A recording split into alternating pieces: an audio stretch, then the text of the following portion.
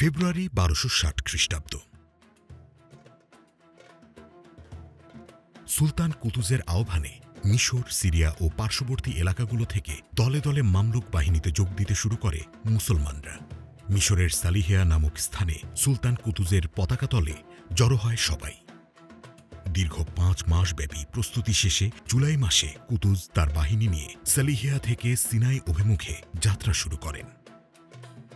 Mamluk বাহিনীকে দুটি অংশে ভাগ করা হয়, মূল বাহিনী এবং অগ্রগামী বাহিনী। সৈন্যদের বৃহদাংশ নিয়ে গঠিত মূল বাহিনীর নেতৃত্বে থাকেন সুলতান কুতুজ। অপরদিকে স্বল্প সংখ্যক সৈন্য নিয়ে গঠিত অগ্রগামী বাহিনীর নেতৃত্ব দেন সেনাপতি বাইবার্স। সংখ্যায় যদিও ছোট, তবে অগ্রগামী বাহিনী গঠিত হয়েছিল অত্যাধুনিক অস্ত্রে বর্মে সজ্জিত সবচেয়ে চৌকস ও দুর্ধর্ষ বাহরে মামলুক অশ্বারোহীদের নিয়ে। মামলুক বাহিনীর প্রকৃত সংখ্যা গোপন রাখতে বাইবার্সের বাহিনীকে অগ্রিম যাত্রা করার নির্দেশ দেন কুতুজ।